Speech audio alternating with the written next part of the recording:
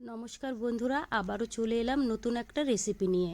আজকে বানিয়ে দেখাবো নতুন আলু দিয়ে চিকেনের লাল ঝোল। বন্ধুরা, এই চিকেনের লাল ঝোলটা খেতে কিন্তু ভীষণ ভালো হয়েছিল। গরম গরম ভাত, রুটি, লুচির সঙ্গে খেতে কিন্তু ভীষণ ভালো লাগে। রান্নাটা সিম্পল হলেও কিন্তু খেতে ভীষণ ভালো লাগে। চলুন তাহলে শুরু করা যাক। সবার প্রথমে নিয়েছি 800 গ্রাম চিকেন। চিকেনটা খুব ভালো করে ধুয়ে নিয়েছি। এবার আমি হলুদ গুঁড়ো, কাশ্মীরি লঙ্কার গুঁড়ো আর 1 চামচ টক দই দিয়ে খুব ভালো করে মেখে নেব। খুব ভালো করে মেখে নিয়েছি। এবার আমি সাইডে রেখে দেব। আর এই দিকে কিন্তু একটা মশলা বানিয়ে নিতে হবে। তার জন্য মিক্সারের বাটি নিয়েছি। বাটিতে নিয়ে নেব আদা, রসুন, শুকনো লঙ্কা, গোটা জিরে, কাঁচা লঙ্কা। সামান্য একটু জল দিয়ে খুব ভালো করে পিষে নিতে হবে। আর এই দিকে কিন্তু কড়াইয়ে আমি তেল গরম হতে বসিয়ে দিয়েছি। তেলটা খুব ভালোভাবে গরম হয়ে গেছে। এবার আমি কেটে রাখা আলুগুলো ভেজে নেব। দিয়ে দেব সামান্য একটু লবণ আর দিয়েছি হলুদ গুঁড়ো। আলুগুলো খুব সুন্দর করে ভেজে নিলাম। এবার আমি তুলে নেব। আর বন্ধুরা, কড়াইয়ের তেলেই আমার রান্নাটা হয়ে যাবে। এখানে আর এক্সট্রা কোনো তেল লাগবে না।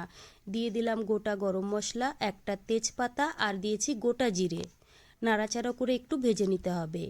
তারপরে দিয়ে দিলাম এখানে বড় সাইজের 2টো পেঁয়াজ।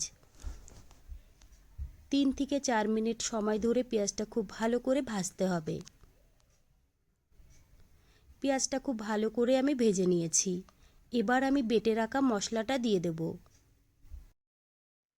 বেটে রাখা মশলাটা দিয়ে খুব ভালো করে কষিয়ে নিতে হবে, যতক্ষণ না মশলা থেকে তেল না ছেড়ে দেয়। 3 থেকে 4 মিনিট সময় ধরে খুব ভালো করে ভেজে নিয়েছি। এবার দিয়ে দেবো পরিমাণ মতো লবণ আর দিয়েছি হলুদ গুঁড়ো। আবারও কিন্তু নাড়াচাড়া করে নিয়েছি। এবার আমি মেখে রাখা চিকেনগুলো দিয়ে দেব। চিকেনটা দিয়ে নাড়াচাড়া করতে হবে। 2 থেকে 3 মিনিট সময় ধরে নাড়াচাড়া করে নিয়েছি। বন্ধুরা, এবার কিন্তু আমি কম গ্যাসে ঢেকে রাখব। 8 থেকে 10 মিনিটের জন্য আমি কম গ্যাসে ঢেকে রেখেছিলাম। তার মাঝে কিন্তু আমি একবার নাড়াচাড়া করে দিয়েছিলাম। এবার ঢাকনাটা তুলে আবারও একটু নাড়াচাড়া করে নিলাম। এবার দিয়ে দেব বড় সাইজের একটা টমেটো। আমি এখানে কিন্তু টমেটোও দিয়েছি আর টক দইও দিয়েছি। তোমরা চাইলে শুধু টমেটো দিয়েও রান্নাটা করতে পারো, না হলে টক দই দিয়ে। টমেটো দিয়ে নাড়াচাড়া করে কষিয়ে নিলাম। এবার দিয়ে দেব ভেজে রাখা আলু। আলুটা দিয়ে 6 থেকে 7 মিনিট নাড়াচাড়া করে কষিয়ে নিয়েছি। দেখুন বন্ধুরা, মশলা থেকে কিন্তু খুব সুন্দরভাবে তেলও ছেড়ে দিয়েছে। এর থেকে আর বেশি কষানোর দরকার নেই। এবার দিয়ে দেব জল। আমি কিন্তু এখানে গরম জল ব্যবহার করেছি। আমি কিন্তু মাংস রান্না করার সময় অবশ্যই গরম জল দিয়েই রান্নাটা করি। জলটা দিয়ে নাড়াচাড়া করে ঢেকে রাখবো 6 থেকে 7 মিনিট। 7 মিনিট পরে আমি ঢাকনাটা তুলে নিয়েছি। দেখুন বন্ধুরা, আলুটাও কিন্তু খুব ভালোভাবে সিদ্ধ হয়ে গেছে। উপর থেকে দিয়ে দেবো একটু গরম মশলার গুঁড়ো আর দিয়ে দেবো এখানে ধনেপাতা কুচি। ধনেপাতা কুচি আর গরম মশলাটা দিয়ে আমি 1 থেকে 2 মিনিট জাল করে ফুটিয়ে নিয়েছি।